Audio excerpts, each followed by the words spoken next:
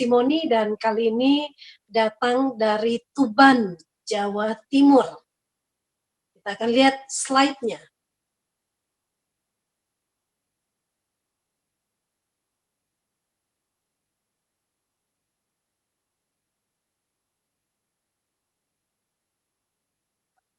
Ya, testimoni kita datang dari seorang trainer, ya, seorang yang saat ini ya sudah bertahun-tahun menjadi seorang trainer dan sudah bergabung di Juli 2017 dan awalnya beliau bergabung di sini melihat postingan dari seorang TKI ya yang di luar negeri dan lama-lama akhirnya beliau juga memutuskan untuk bergabung juga gitu ya, apapun alasannya dan kenapa sih bisa bergabung di bisnis ini walaupun tidak mengenal orang yang mengajak, karena tentunya punya pertimbangan-pertimbangan yang membuat beliau yakin bahwa bisnis ini bagus dan juga benar untuk dijalankan. Ya, kita langsung dengarkan testimoni dari Pak Leonardo, Bronze Agency dari Jawa Timur. Selamat malam Pak Leonardo.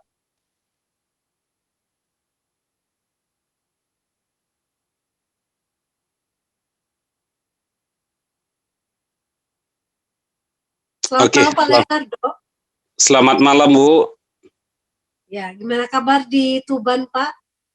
Luar biasa Bu, kita masih aman terkendali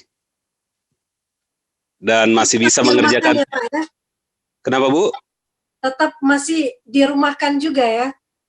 Iya, jadi himbauan pemerintah social distancing ya, kita sebagai warga negara yang baik ya kita cobalah untuk taat, untuk tidak keluar kalau nggak ada perlunya.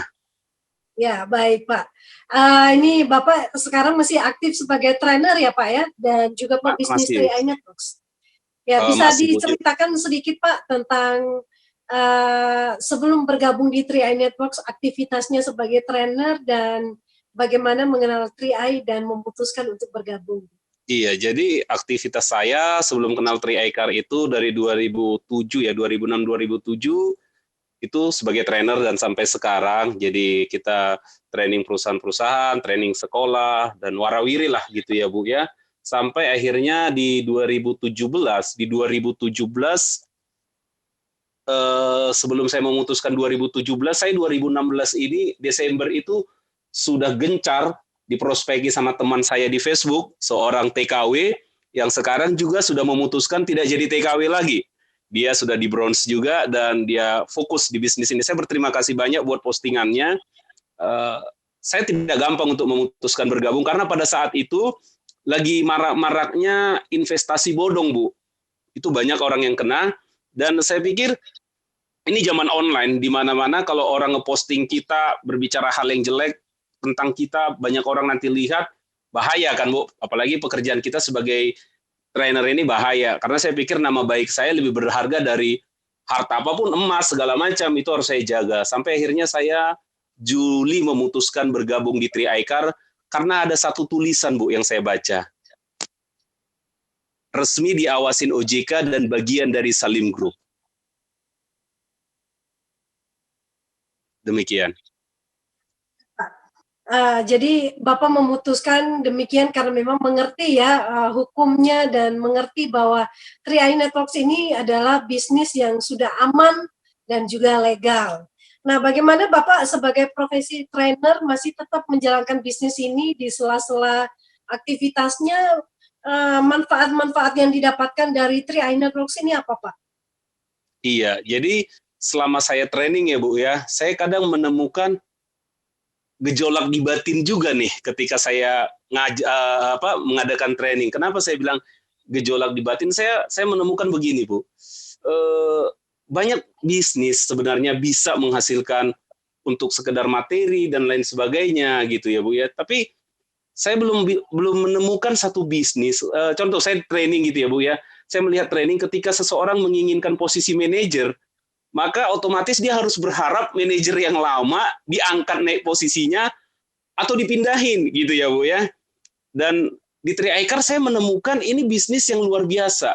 Karena apa saya bilang luar biasa? Di bisnis ini kita bisa naik tanpa harus mengikut, tanpa harus menjatuhkan orang lain. Dan dengan bisnis ini saya melihat saya bisa menolong orang banyak, Bu. Mau 100, mau 1000, mau berapapun, saya bisa tolong orang banyak tanpa harus ada melukai siapapun, Bu. Jadi dengan bisnis ini saya sangat-sangat saya pikir, saya sampai pernah bilang begini sama teman-teman. Berkat Tuhan atas Indonesia salah satunya adalah melalui bisnis Tri-iCar ini, Bu. Karena bisa menolong ribuan orang, bahkan jutaan orang melalui bisnis ini, Bu. Demikian. Ya, baik Pak. Halo Pak Leonardo. Iya, Bu. Ya, Bapak ini apa namanya, gambarnya freeze ya? Apa memang signalnya lagi? Signal Coba. kali ya, Bu ya. Gambar saya nggak gerak di sini, video saya nggak gerak sama sekali. Oh. Gitu, hanya suara Ibu Esther jelas sekali. Oke, baik Pak. Baik Pak, oke kita teruskan saja. Nah, dari kesempatan-kesempatan ini ya, manfaat-manfaat yang sudah Bapak dapatkan, lalu bagaimana prosesnya menuju Browns Agency ini, langkah-langkah apa aja yang Pak Leonardo lakukan ya, apa saja langkah-langkah praktisnya untuk bisa lebih maju di bisnis ini, meningkatkan penghasilan, kemudian juga mungkin membantu timnya untuk bisa berhasil juga di sini, Pak. Iya, Bu. Begini, Bu. Sedikit saya cerita, saya berangkat dari bisnis ini bukan berangkat dari keadaan sangat mepet, bukan ya, Bu. Ya, saya juga berangkat pada saat itu dalam posisi ya aman-aman aja, demikian ya, Bu. Ya, tetapi waktu itu saya nggak mau sombong, dalam artian saya nggak mau waktu itu melihat, kadang orang kan begitu ya, Bu. Ya, dia melihat siapa yang membawa berita ini, TKW, ini, hanya seorang kondektur, hanya seorang tukang parkir. Saya nggak mau, Bu. Yang saya lihat adalah muatan yang dia bawa waktu itu.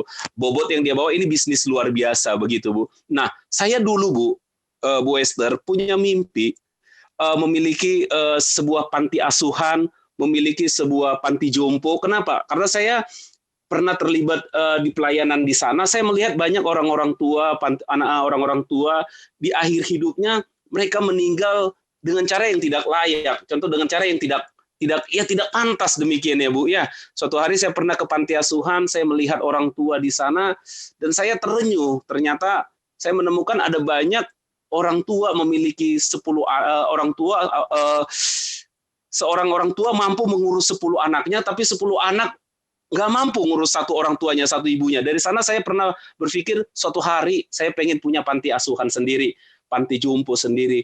Tetapi lihat kerjaan saya hanya trainer gitu ya, Bu, ya nggak mampu saya, nggak mungkin saya bisa mampu. Jadi mimpi itu saya kubur dalam-dalam, Bu Esther. Saya simpan jauh-jauh, nggak mungkin lah saya bisa mewujudkan itu gitu kan. Walaupun saya pikir bisa aja dengan cara apa, Bu? Banyak orang hari-hari ini menjual kemiskinan untuk memperkaya diri. Tapi saya nggak mau, Bu. Saya mau kalau saya punya panti asuhan, saya yang handle dana segala macam. Tapi saya pikir saya nggak akan bisa lah. Saya kubur dalam-dalam. Sampai akhirnya saya ketemu Tri-iCar, Bu. Saya nangis waktu itu mengerti konsep bisnis itu. Di sana saya niatkan, saya doakan, saya berusaha, dan saya niatkan, Bu. Saya punya mimpi untuk jadi seorang crown, bukan untuk diri saya sendiri. Kenapa kita harus sukses? Saya bilang sama teman-teman saya, sama tim saya, kenapa kita harus sukses? Karena ada banyak orang di belakang kita yang menanti uluran tangan kita, yang menanti kita untuk menolong mereka. Tugas ini bukan hanya tugas pendeta, bukan hanya tugas ustadz, bukan hanya tugas kepolisian, negara, tapi tugas ini tugas kita bersama untuk nolong orang sekitar kita. Jadi kita harus sukses, saya bilang sama teman-teman saya. Lalu yang saya bangun adalah ngerti konsep bisnis ini, saya ajak teman-teman saya bilang, bisnis ini ada bonusnya, nabung di sini. Waktu itu kita masih bisa gunakan kata nabung ya, Bu ya. Nabung di sini ada bonusnya. Sekarang udah nggak boleh gitu kan. Lalu saya kasih tunjuk sama teman saya, Pak Eko yang sekarang juga sudah bronze. Lalu mereka semangat, lalu coba untuk melakukan hal yang sama dengan saya, menjalankan bisnis ini, Bu. Jadi bulan pertama saya bonusnya 2,1 juta, kaget juga nih, ini bisnis apaan kok segini gitu kan. Bulan kedua 3 juta, bulan ketiga 3,7. Saya uji nyali lagi, nggak rekrut orang. Bulan keempat, bonus tetap naik. Karena apa? Ternyata yang di bawah saya juga omsetnya bertumbuh, Bu. Hal yang saya lakukan adalah di leader agensi, saya coba pergi nyebrang ke Jakarta, mengadakan pembinaan di sana, membina mitra saya di sana, lalu kami bangun home meeting, dan ikut training, ikut pertemuan, Bu. Tetapi yang perlu digarisbawahin di sini adalah dalam perjalanannya saya tanpa mentor waktu itu, Bu, tanpa seorang leader yang membina saya lepas sendiri gitu ya. Dan mudah mungkin waktu itu bronze bulan 1 2018 saya sudah bronze. Tapi waktu itu makanya jangan sombong gitu ya saudara, apa yang Anda capai sekarang jangan sombong, karena awal dari gancuran begitu kan. Tetapi di sana saya belajar, akhirnya saya belajar di sana untuk akhirnya saya ini harus hormat sama leader, saya harus cari leader saya gitu. Di sana saya ketemu sama Pak Venan, dan satu quote beliau yang saya pegang sampai ini hari saudara-saudara, yaitu begini, hormati leadermu, sayangi mitramu. Itulah yang saya pegang di 2018, sampai ini hari saya belajar untuk hormat sama leader saya, untuk sayang sama mitra saya, dan Pak Afrial juga ingatkan kami untuk jangan pernah komplain perusahaan. Berdoa untuk perusahaan, pikirkan yang terbaik untuk perusahaan kita ini ke depannya. Jadi saya hanya belajar untuk mengikuti apa yang diarahkan sama leader-leader saya. Demikian Bu Esther. Baik Pak Leo, jadi ini kita di sini menjalankan bisnis pun ya kiat-kiat suksesnya tetap ya membangun hubungan baik ya, bekerja sama dengan leader-leader aktif di atas kita dan juga menggandeng ya tim kita untuk kita bekerja bersama-sama. Baik Pak Leo, dan ini adalah salah satu kunci yang bagus sekali untuk kita bisa menghormati ya bekerja sama dengan teamwork kita upline dan juga dengan downline kita. Baik Pak Leo, terima kasih untuk testimoninya malam ini, walaupun gambarnya sedikit freeze ya, tapi suaranya bisa terdengar dengan jelas dan bisa memotivasi semua yang mendengarkan malam ini. Sampai ketemu di kesempatan berikutnya dan terima kasih sudah mengisi Zoom pada malam hari ini Pak.